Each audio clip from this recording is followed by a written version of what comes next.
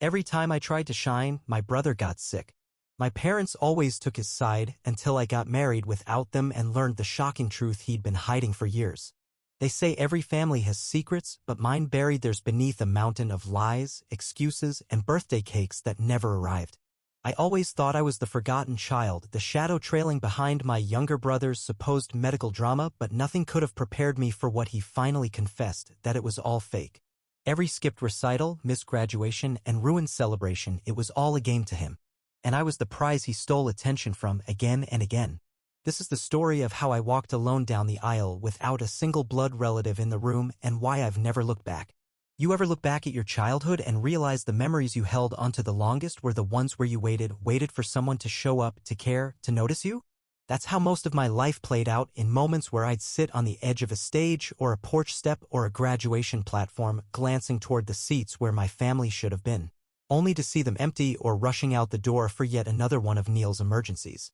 We grew up in a quiet suburban hour out from Chicago, in one of those neighborhoods where every lawn was mowed twice a week and every neighbor waved whether they meant it or not.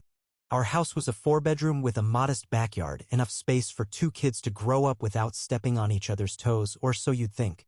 But from the moment Neil was diagnosed with asthma at 7, that house changed. Not physically, no remodeling, no different wallpaper, but emotionally it stopped being mine the day it became his sanctuary. I was 9 at the time, old enough to understand but not old enough to question. When Neil wheezed a little too hard during a soccer game, it sparked a chain reaction that redefined our entire family dynamic. The doctor called it mild asthma, manageable with an inhaler, but my parents treated it like he'd been given a terminal sentence. Suddenly, our lives revolved around every breath Neil took. They became obsessed, hovering, worrying, rearranging everything based on the possibility Neil might not be okay. That sounds noble, right? Like good parenting. But it wasn't. It was obsession disguised as concern, favoritism painted over with the brush of medical urgency. The first time it hit me how far they'd gone was at my winter recital when I was 12. I'd been practicing a piano solo for months. My teacher picked me to play a piece usually reserved for high schoolers, and I was proud, nervous, but proud. My parents swore they'd be in the front row. I remember putting on that itchy black dress, my stomach full of knots and hope. But just an hour before showtime, they called. Neil had a flare-up. They weren't coming. My grandmother called later that night to check in on me. I told her Neil had another episode. She sounded confused. That's strange, she said. He was playing video games when I called. Turns out the only thing he'd had a reaction to was losing in Mario Kart. That moment cracked something in me. Not because they didn't come, but because it didn't matter to them that they hadn't. And that was just the beginning. 16th birthday? They forgot the cake because Neil had a sniffle. My high school graduation? Valedictorian speech? Nope. Neil had a panic attack about finals that weren't even that week. Every time I tried to shine, Neil got sick. Every step I tried to take forward, Neil's shadow was already in the way. By the time college came around, I stopped expecting anything. I worked 2 jobs just to afford tuition, slept 4 hours a night, and ate instant noodles more nights than I care to count. Meanwhile, Neil had a college fund padded thick in case of medical emergencies, they said. Medical emergencies? He barely used his inhaler by then. But no matter what, he stayed the golden child. And I became invisible. I met Jamie 4 years ago at a research conference. He really saw me for the first time in my life. His family welcomed me like I was someone worth celebrating. I cried the first time they threw me a birthday party. Not because of the balloons or the cake, but because they showed up. They were there. So when Jamie proposed, it didn't take long for reality to catch up with the dream. Because deep down, I knew if I invited my parents, they'd bring the same chaos they always had. I knew Neil would somehow have an episode during the vows, or my dad would duck out mid-toast because Neil stubbed his toe. We planned a wedding without them. And that's when everything exploded. You ever wrestle with guilt so thick it feels like a second skin? That's what it was like for me during those weeks of wedding planning, trying to decide whether I should send invitations to the very people who'd spent my entire life teaching me that my moments didn't matter, not unless they somehow involved my brother. Jamie kept reminding me that this day was ours, that we had the right to protect it from becoming just another chapter in my long history of being sidelined. Still, I lay awake most nights staring at the ceiling, hearing echoes of my mom's voice saying, "He needs us more," over and over. What finally made the decision for me wasn't spite or revenge or even the long list of grievances I had tucked in the back of my mind. It was a moment one night while Jamie and I were out with his parents, celebrating his promotion. His mom raised a toast to him and then turned to me and said, "And to you for being such a steady force in his life." That was it. That was all. But it broke me wide open. I excused myself, went to the bathroom, and cried harder than I had in years. Not because of what she said, but because no one from my family had ever thought to say it. Not once. Not when I graduated, not when I published my first paper, not even when I got accepted into my master's program. I realized, in that quiet bathroom stall with mascara smudged down my cheeks, that my wedding couldn't be another place where I hoped for their approval and watched them give it to Neil instead. So we kept it small. Intentional. 80 guests, handpicked. People who knew me. Who respected me. Who didn't see me as a background character in Neil's soap opera. We invited my grandparents, Dad's side, along with a few aunts and uncles who had always seemed to quietly understand the unspoken dynamics in our family. I made one very specific request to each of them: please don't tell my parents or Neil. Some of them hesitated, said things like, "But maybe this is a chance to reconnect," or "Are you sure you want to do this?" And I understood their hesitation. It's hard to explain decades of hurt when your whole life has been about pretending things are fine for the sake of family photos and holiday cards. But in the end, they agreed. The day of the wedding was everything I wanted it to be. Peaceful. Joyful. No drama. No mysterious coughs or conveniently timed migraines. Jamie's dad gave me away. His mom zipped up my dress and tucked a flower in my hair. His sisters stood by my side, grinning ear to ear as if I had always been one of them. For once, there was no one leaving early, no one rushing out to check on Neil, no one saying, "We'll have to catch the rest of the reception later." There was just music and dancing and people who were genuinely happy to see me happy. And for the first time in my life, I didn't feel like I had to earn it. I just got to be in it. Until, of course, the photos hit social media. My cousin, bless her heart, she'd waited until the end of the night, posted a few candid shots of the reception. Nothing flashy, just some dancing, a toast, me and Jamie laughing like we didn't have a care in the world. Within hours, my phone started buzzing. First a text from my mom, "You didn't even tell us?" Then another from my dad, "Wow. Classy move." And of course, Neil chimed in too, "Hope your big day was worth destroying the family." I didn't reply. Not immediately. I sat there, phone glowing on the nightstand of our hotel room, heart pounding like I'd just been caught doing something wrong. Jamie reached over and put his hand on mine, said softly, "They weren't going to change. You just finally stopped waiting for them to." And he was right. But knowing that didn't make it any easier. By the next morning, the messages had turned venomous. My mom left a voicemail accusing me of being jealous, of resenting Neil for things he can't control. My dad called me a drama queen, said I had humiliated the family. Said I owed them an explanation. But I didn't owe them anything. And still, a small part of me wished I could have looked out from the altar and seen their faces. Wished they'd shown up for me just once without conditions or excuses. That wish, that ache, it's the hardest thing to let go of. Harder, even, than the guilt. But then came something I never expected. Something that would shift the ground beneath everything I thought I knew about the last 20 years. I didn't hear from Neil directly for almost 3 weeks after the wedding, just the usual chaos stirred up by our parents, cycling between guilt trips and indignant outrage. Accusing me of betrayal while still managing to center everything around how deeply this hurt them. But Neil? Radio silence, which in some ways hurt even more. Because for all the anger I had piled up over the years, part of me still believed he was just a pawn in all this. That he hadn't asked to be treated like royalty in a house that kept telling me to wait my turn. That maybe, just maybe, he didn't realize how much of my life had been put on hold to accommodate his so-called emergencies. Then Kay called. Kay's my cousin on my dad's side, one of the few people in the family who never pretended not to see what was happening. She always had a quiet way about her, like she knew where all the skeletons were buried but was too polite to dig them up without an invitation. So when she asked if I had time for a phone call, not a text, not a quick message, but a real, sit-down kind of talk, I knew something was coming. "I need to tell you something," she said, voice low and steady. "I should have told you years ago, but I didn't want to get in the middle." Then she said the one sentence I will never forget. "Neil told me he was faking it. All of it." I didn't say anything. Couldn't. I sat there with my phone pressed to my ear and my mouth open like some fool in a cartoon, just waiting for the punchline. But it never came. Kay went on to explain that at a family gathering when she and Neil were both in high school, he'd had a few drinks and got loose-lipped. She said he laughed about how easy it was to pull our parents' strings. How all he had to do was act like he couldn't breathe or say his chest hurt, and suddenly every plan revolved around him. He told her it became a game. A way to make sure he was never second. A way to guarantee he got attention, especially on days when I was supposed to be the one in the spotlight. I didn't think he meant it seriously at first, she said. But the way he talked about it, the way he smirked. I believed him. I just didn't want to believe you were the one paying the price. I felt like someone had knocked the wind out of me. I wanted to scream, to cry, to drive straight to Neil's place and demand an answer, but instead I just sat there, stunned into silence by the validation I never thought I'd get. Because here's the thing, when you grow up in a family like mine, you start to question your own memory. You start to wonder if maybe you were too sensitive. If maybe your brother really did need help every time you were about to have a moment of your own. And when people tell you to stop being selfish over and over again, you start believing them. But now, I had proof. And it burned hotter than any resentment I'd ever felt. It got worse. Kay told me she had messages from my mother, texts from the week before the wedding, back when she didn't even know she wasn't invited. In those texts, she wrote that she was worried about how Neil would cope with my big day. That it might be too stressful for him to handle me being the center of attention. That they needed to be ready in case he needed to leave early or if something happened.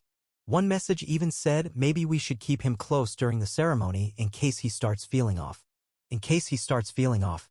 That's what my mother was planning to watch for, not my first dance, not my vows, not the look on my face when I walked down the aisle. No. She was watching for the moment her grown son might fake another breathless episode. That's when it hit me. They were never planning to be present for my wedding in the way a parent should. Even if I had invited them, the day would have revolved around Neil. Just like everything else had. And I hadn't imagined any of it. I wasn't exaggerating or being dramatic. They really had chosen him. Over and over again. I didn't sleep much that night. I kept replaying all the moments in my life I'd pushed aside as bad timing or just how it was. My 16th birthday? Neil said his chest felt tight after eating cake. The ER visit turned out to be indigestion. My homecoming dance? I was all dressed up and waiting for my ride when Neil cried out in pain, turned out to be gas. Gas! I missed the entire night. Sat in my room in a dress I never wore again. I thought about my scholarship to the Summer Science Institute I had to turn down because my parents didn't want to leave Neil for 2 weeks. Thought about the time they told me they couldn't come to my graduation party because he was too anxious to be left alone, only for him to post photos the next day from a bonfire with his friends. My whole life had been a series of almosts. Almost seen. Almost celebrated. Almost loved. And now I had the truth. Ugly, painful, enraging, but also freeing. I wasn't crazy. I wasn't forgotten by accident. I was neglected on purpose. You ever realize too late that the silence you accepted from people was just the space they needed to rewrite your story? That's what hit me hardest after Kay showed me those texts, how many years I'd let them shape the narrative that I was difficult, that I was jealous, that I was just overreacting every time Neil's sniffles became a 5-alarm fire. But now I saw it clearly. It wasn't just Neil faking illnesses. It was all of them, my parents especially, participating in this game where the rules were written to keep me small. I started combing through memories like crime scene photos. The recital they missed when I was 12? Neil was fine, Grandma said he was eating cereal and watching cartoons. My college graduation? His so-called migraine turned into a party at his friend's apartment. My dad still had the nerve to say I was punishing a sick kid. But Neil hadn't been sick in years, he just learned how to weaponize their concern. And they handed him the ammunition every time. I don't know why it took me so long to connect the dots. Maybe because when you grow up in a house where someone else's needs are always louder than your own, you start whispering without realizing it. But our wedding was the first time I didn't whisper. I finally gave myself permission to have a moment that wasn't shared, redirected, or interrupted. And the moment it ended, they tried to take it from me anyway. Not with an emergency room visit or a dramatic Facebook post, but with guilt weaponized through family ties. My mom called again the next day. This time, her voice was calm. That calm that comes after the storm, where everything sounds peaceful but you know the undertow is still pulling. She said Neil had been hospitalized. That the stress of being excluded had triggered a breathing episode. He had to be rushed to the ER, she whispered, like she was delivering a death notice instead of a guilt trip. I almost believed her. Almost. Then Kay called again. You're not going to believe this, she said. Neil was at a baseball game the day of your wedding. I saw him. He was drinking a beer and laughing with his buddies. I didn't respond right away. My hands were clenched so tightly around the phone that my knuckles turned white. He even posted a story later that night, she added. Guess he didn't think anyone would cross-check timelines. So he was at a baseball game while our mom told the family he was being treated for a panic-induced asthma attack. And she believed it or pretended to. Either way, it didn't matter. The narrative was already written. I was the heartless sister who left out her struggling brother on the most important day of her life. Except now I had the receipts. Jamie's mom, a pediatric nurse for over 30 years, offered to help. Not with medicine, but with something better, clarity. She'd seen enough children with real respiratory issues to know when someone was milking the system. She gently reached out to my mom and tried to open a dialogue. She asked thoughtful, non-confrontational questions. How often are the attacks? Is he using a steroid inhaler or just albuterol? Has he ever seen a pulmonologist? According to her, the moment she brought up his recent 10K run, something Neil had proudly posted about, my mom hung up. Then she called Jamie's sister angry. Accused Jamie's mom of interfering in family matters. That phrase, family matters, stuck with me. It always came out when they didn't want anyone else to see behind the curtain. Family matters was code for keep your mouth shut, we're managing the illusion. But that illusion was crumbling fast. The worst part? I remembered something I hadn't thought of in years. I was 17. I'd saved up for months to buy a dress for homecoming, a strapless, burgundy satin gown that cost more than I'd ever spent on anything for myself. I was nominated for the court. For once, it felt like a moment I might actually be celebrated. But an hour before my date was supposed to pick me up, Neil doubled over in pain.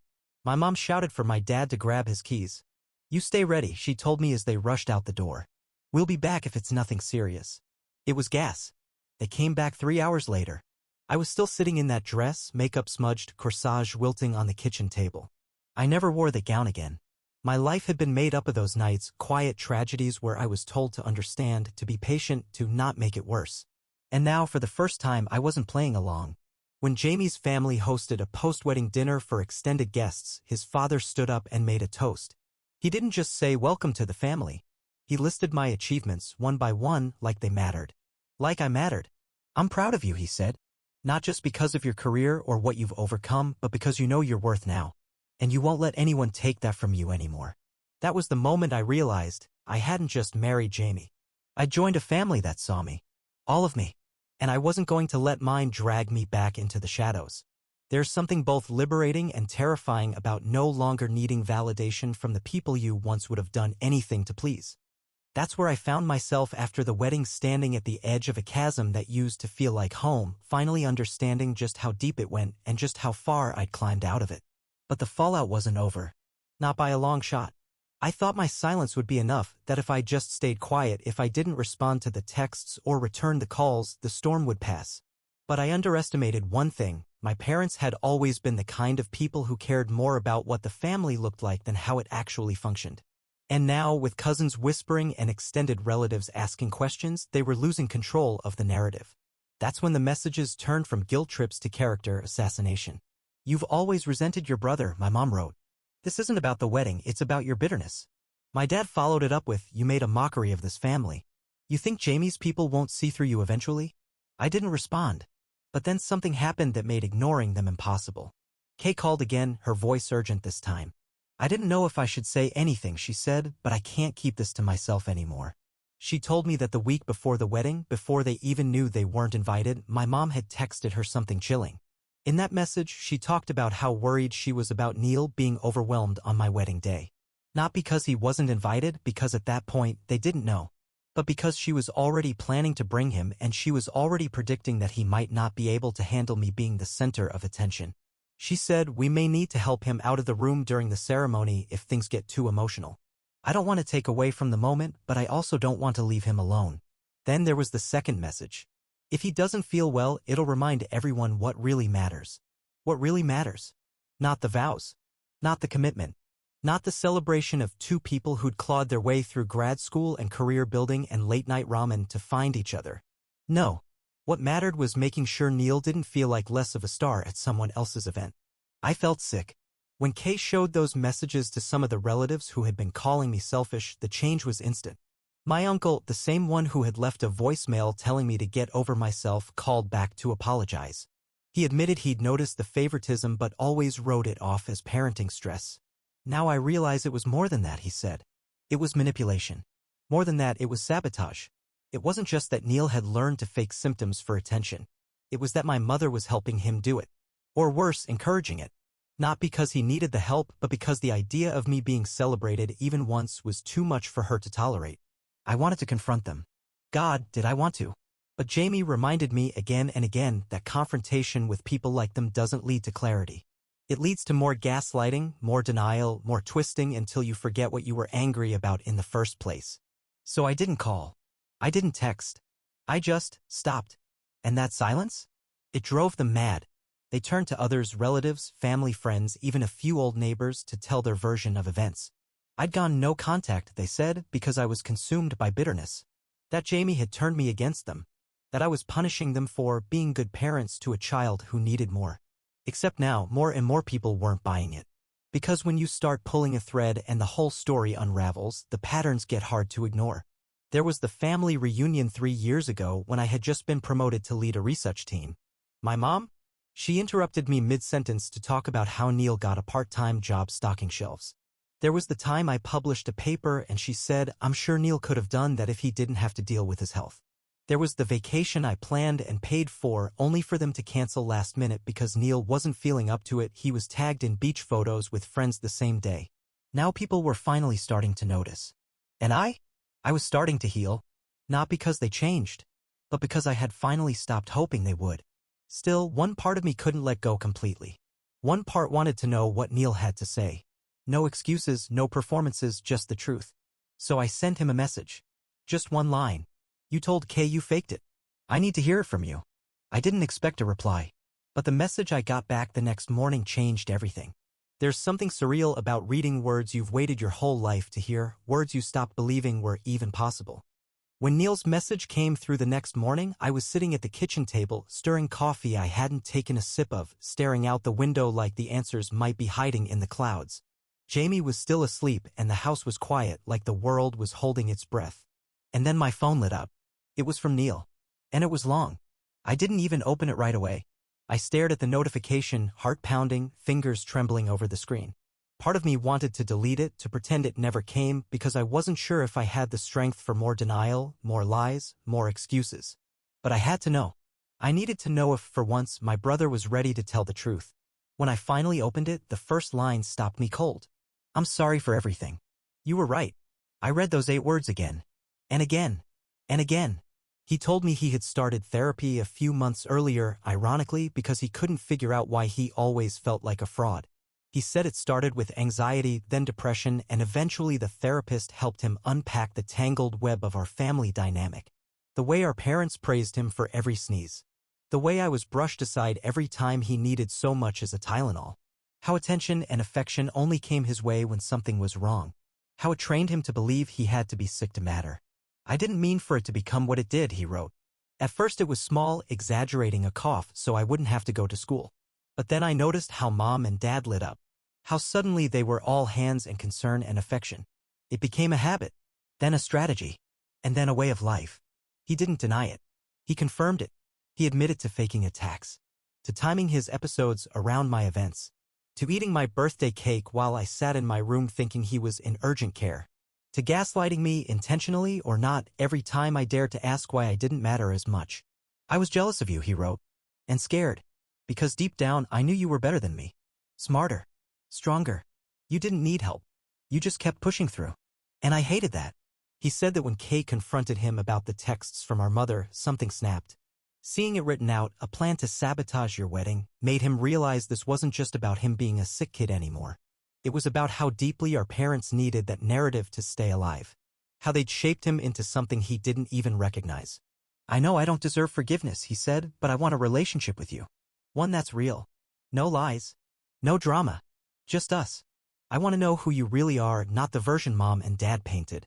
He told me our parents had found out he apologized. That they saw the email he left open on the shared computer at their house. That they threatened to cut him off financially. And that this time, for once, he didn't back down. They said I betrayed the family. I told them maybe the family betrayed you. He said he was planning to move out of the apartment they paid for. That he was looking for a real job, a cheaper place to live, and a chance to start fresh. He asked if we could meet for coffee once we were both settled, maybe in Boston, where Jamie and I were moving next month for his research position. I sat there long after I finished reading, my coffee ice cold, tears running down my face before I even realized I was crying. Not because he apologized, though that mattered more than I could explain, but because he finally saw me. After years of being the background noise in my own life, I was finally being heard. Not out of guilt, not because someone was pushing him, but because he wanted to listen. And still, I felt torn. Because I knew what Jamie would say. I could already hear his voice in the back of my mind, calm, measured, protective. Take it slow, he'd say. You don't owe him instant trust just because he finally told the truth. And he'd be right. I wasn't ready to hug it out. I wasn't ready to pretend the past hadn't happened. But I was ready to see if there was a way forward. A way to reconnect with my brother, not as the golden boy or the victim or the center of attention, but as a man who finally looked in the mirror and didn't flinch. When I showed Jamie the email, he didn't say much. Just pulled me into his arms and whispered, "Whatever you decide, I've got you." And that's when I knew, even if I never patched things up with my family, I had already found something better. A future where I didn't have to ask for space or permission or worth. A future that was finally mine. You'd think that after an apology like Neil's, something inside me would shift completely, that the years of resentment would crack open, spill out, and wash everything clean. But the truth? Forgiveness doesn't show up all at once. It creeps in, slowly, tugging on old wounds like it's asking for permission to stay. That week, I kept Neil's email close. Reread it every morning, every night. Not because I didn't believe him, but because I didn't trust myself to know what to do with it. How do you start again with someone who helped write your worst chapters, even if they're finally admitting it? Jamie and I started packing for Boston, wrapping up our life in quiet boxes and bubble wrap. The new job offer felt like a door swinging wide open, and this time I was stepping through it on my terms. No Neil. No parents. No excuses. But my parents weren't done. I hadn't responded to any of their messages. I'd muted their numbers, ignored their guilt-ridden voicemails, let their furious emails pile up like junk mail I didn't have the energy to toss. I thought silence might make them give up. Instead, it made them escalate. My dad left me a voicemail, tight-voiced, deliberate, like he'd rehearsed it in front of a mirror. "You've torn this family apart. Neil's health has declined. Your mother hasn't eaten in days. A real daughter would be here, apologizing. Making amends." I played it twice. Not because I was unsure, but because I wanted to be absolutely certain of what I heard. There wasn't a single mention of the wedding, or of me, or of the fact that they had ignored nearly every milestone I'd ever worked for. Just blame. Always blame. They wanted me to apologize for Neil's breakdown, even though Neil himself had already admitted the breakdown wasn't real. It would have been laughable if it hadn't been so heartbreakingly predictable. I didn't answer. Not him. Not my mom. Not the cousin who sent a "just trying to keep the peace" text asking if I'd consider letting bygones be bygones for the sake of family. Kay was the only one who stayed honest. She called again and said something that hit me harder than I expected. "You know," she said, "you're not just grieving the relationship you had with them. You're grieving the one you wanted to have." That stuck with me. Because she was right. I wasn't angry because they missed my wedding. I was angry because I still wanted them to want to be there. I still wanted a version of my mom who would have helped zip my dress, who would have cried during the vows, who would have hugged Jamie and said, "Take care of my girl." But that version of her didn't exist. And no amount of texts or tantrums was going to change that. A few nights before our move, Jamie's family hosted a farewell dinner. Nothing big. Just his parents, his sisters, a few friends. At one point, his mom stood up and raised a glass, not with fanfare, but with quiet pride. "To the daughter I never had," she said, smiling at me like I was born into their world instead of stumbling into it battered and unsure. "You've been through hell. And you still walk with your head high. I hope you know how deeply loved you are." I tried to thank her, but the words caught in my throat. I just nodded, tears threatening to fall, and reached for Jamie's hand under the table. That night, I knew one thing with certainty. Even if my family never accepted me, never saw me, never tried to repair what they broke, I was no longer alone. I had people who showed up. People who didn't need a crisis to care. As we loaded the moving truck 2 mornings later, my phone buzzed. It was Neil again. This time, just one line. "I got a job. Not much, but it's mine. Coffee when I'm in Boston?" I stared at the message for a long time. And then I replied. "Let's see where things go. I'm open to starting over. Just not starting back." Jamie looked over my shoulder and smiled. "That's more generous than I would have been," he said. But it didn't feel like generosity. It felt like balance. For once, I wasn't bending. I wasn't breaking. I was standing on solid ground, holding the weight of my story without letting it define me. And as we drove east, the city fading behind us in the rearview mirror, I finally felt what I'd been chasing for years. Peace. Not because the past was fixed, but because it no longer had the power to ruin what came next. We arrived in Boston on a Thursday morning, the kind of cool, gray day that somehow felt exactly right. Not sunny or dramatic, just calm. Settled. Like the world had finally decided to slow down, if only for a moment, so I could catch my breath. The apartment was small but full of light, with wide windows and quiet floors, the kind of place where the past couldn't follow you unless you opened the door and invited it in. I didn't. I kept that door shut. Jamie started work at the Research Institute the following Monday, while I spent the first week setting up our space, walking new streets, learning the rhythm of a city that didn't know my name, and that was the best part. Nobody here looked at me with pity or judgment or whispered stories about the girl who didn't invite her family to the wedding. I wasn't a cautionary tale here. I was just someone starting over. And God, did I need that? One afternoon, I sat in a small coffee shop near our apartment. Laptop open, job applications scattered in tabs. When Neil's name lit up my phone again. Another message. This time, no long apology. Just a photo. It was a picture of his new apartment. One bedroom, hardwood floors, a futon still half-wrapped in plastic. The caption underneath just said, "It's not much, but it's mine. I signed the lease today."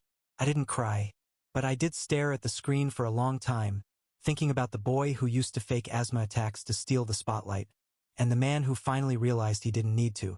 I wasn't ready to throw my arms around him and pretend 20 years hadn't happened. But I could admit this much, he was trying. And sometimes that's more than most people ever do. I replied, "Congratulations. I hope it feels like freedom." And that was it. I didn't invite him to visit yet. I didn't offer to meet for coffee. I just let that one message be what it was, an acknowledgement of progress, not a promise of anything more. For now, that was enough. As for my parents, they haven't stopped trying. The tone shifts from day to day. Some messages are dripping with guilt. Others are full of rage. One week my mom wrote, "I don't recognize who you've become." The next, "You'll regret this when we're gone." But I haven't responded. Not because I hate them, but because I finally love myself enough not to go back. They made their choices. They raised me to believe love was conditional, that attention was something to compete for, and that family meant sacrificing your needs for someone else's comfort. But now I'm unlearning all of that. I'm learning that love doesn't flinch when you shine, that it claps the loudest from the front row, that it holds your hand when the dress doesn't zip and still tells you you're beautiful. Jamie gives me that every day. His family gives me that. And slowly, one honest message at a time, maybe Neil and I can give a little of that to each other too. But I won't settle for less again. Not ever. A few weeks ago, I stood on the pier at the edge of Boston Harbor, wind whipping through my hair, watching the sun dip behind the skyline. I thought about every version of myself I had to leave behind to get here. The girl in the piano recital dress whose parents never came. The teen in the homecoming gown sitting alone in the living room. The college grad who stared at empty seats during her speech. The woman who almost invited the people who broke her just because they were called family. I closed my eyes and whispered to her, "We made it." And we did. Not perfectly, not painlessly, but truthfully. And sometimes that's the best kind of happy ending there is.